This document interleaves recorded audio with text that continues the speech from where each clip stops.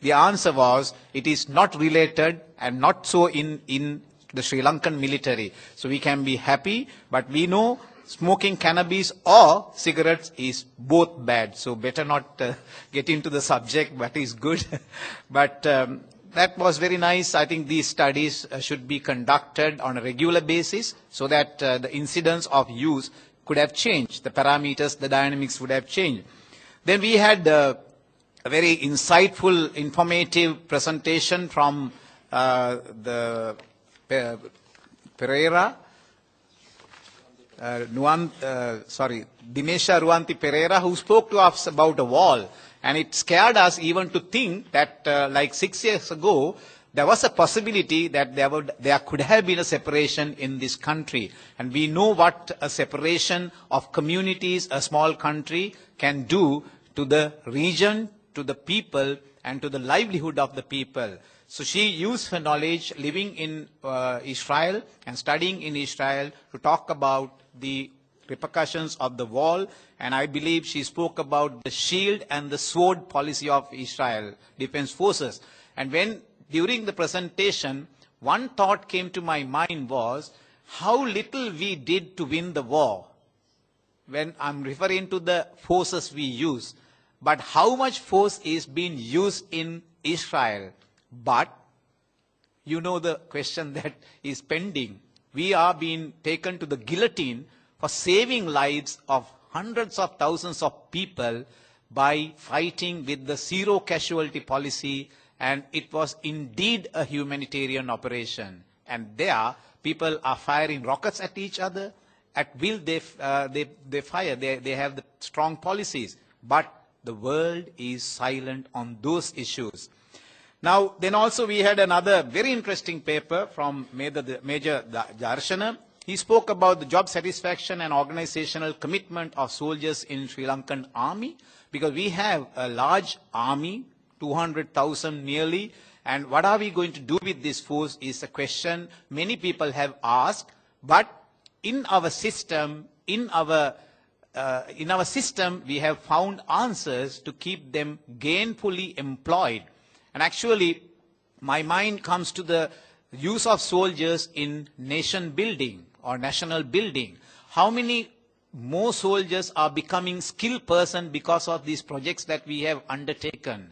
And there is an immense potential in what we do.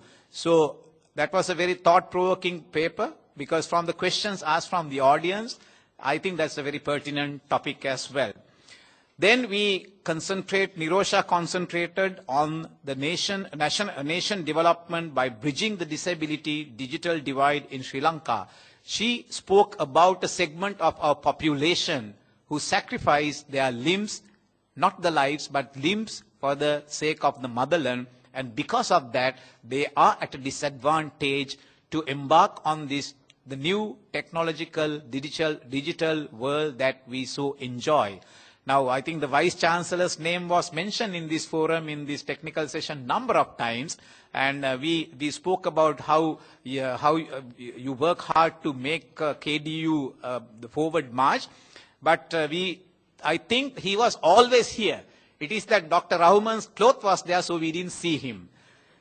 Right, so with that presentation, we came to the end, and I really enjoyed chairing the session.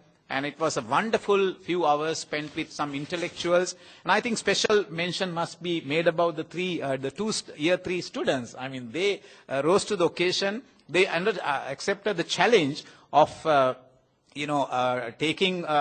talking to a big intellectual research audience like this. But I think you did wonderfully well, Putadu, I would call you.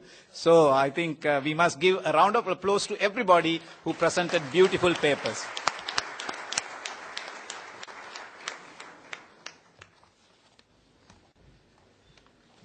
Thank you, sir.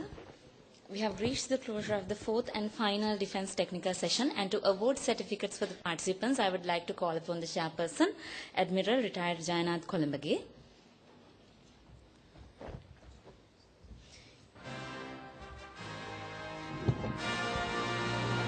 L.K. Alahendra.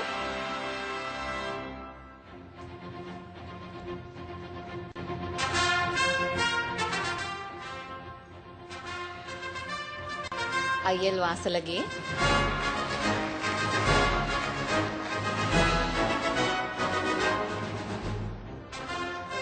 Surgeon Rear Admiral Nicholas Jayasekara.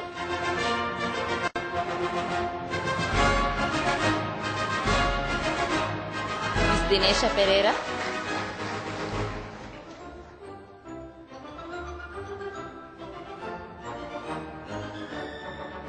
Major Darshana Abekon.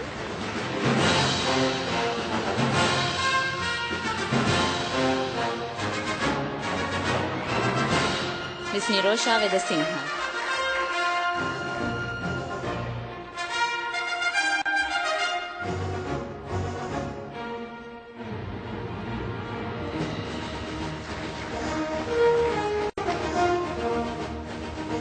Thank you, sir.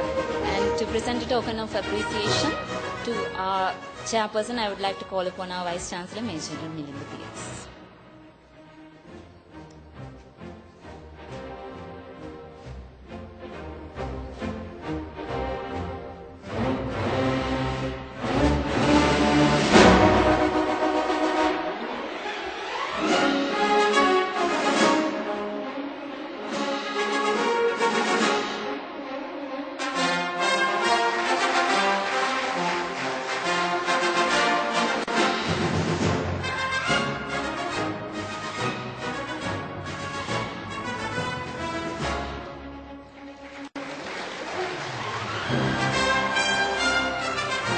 And I would like to request the Vice Chancellor to remain on stage for a few more moments to